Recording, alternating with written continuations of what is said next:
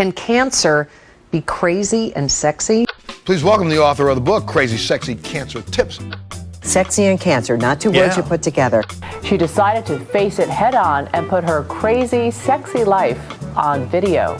Chris grabbed a camera and started shooting. The result is a riveting new film called Crazy Sexy Cancer. The story of a woman who turned the camera on herself and became an example of the American spirit. It's so good to have you here.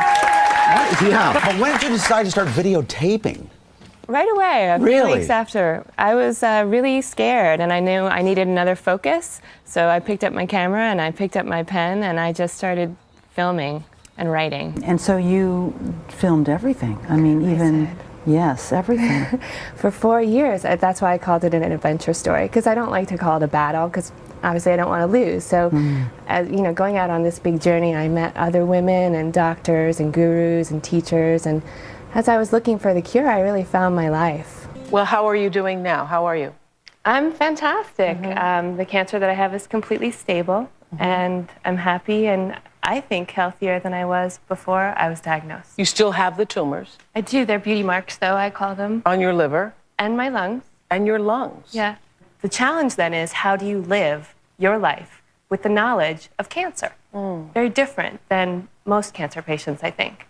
Because for me, it's about going the distance. I might not ever be able to get rid of it. Do you think about the beauty spots on your liver every single day? Does it influence every decision? Is it a part of, I'm going to die, I'm going to die, I'm going to die all the time?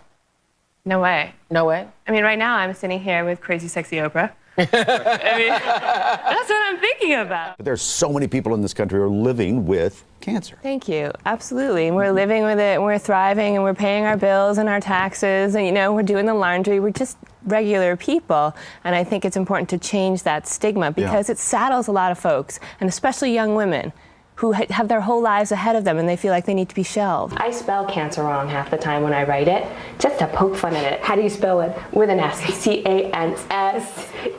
Because it demystifies it. Even looking at it on a piece of paper scares the bejesus out of people at times. What therapy have you found that has been the most helpful? Or has there been anything that's been helpful? Well, for me, I think it's been my diet. What could I can control? Because cancer is so chaotic. The only thing I found is what I consumed. And that's what you think, what you eat, what you drink, and your spirit. Right. So I really took back the night in a way and became what I call an empowered participant in my healing. The main reason I want to meet with Chris is to find out what her secret is. What is she doing that I can share with others? I like the fact that she didn't just trust modern medicine. I love the fact that she was empowered. She wasn't willing to take no for an answer. Hello. House call. How are you? Oh, nice.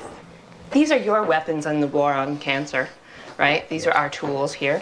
This is what I have for breakfast every day. Now, when did you start doing this? When?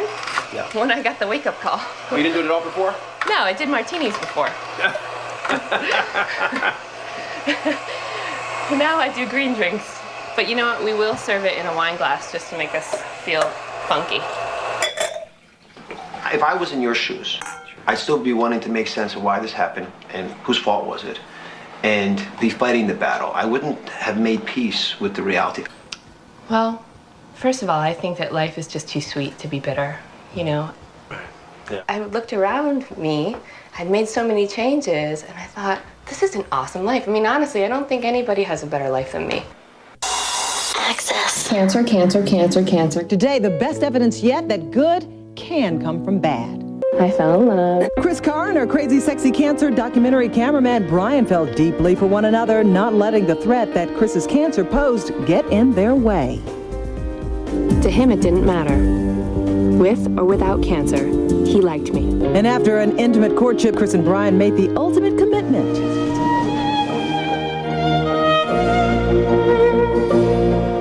My husband is the editor and the producer of the film, and we worked on the project for 4 years, and we got married last year. To pronounce that you are now husband and wife.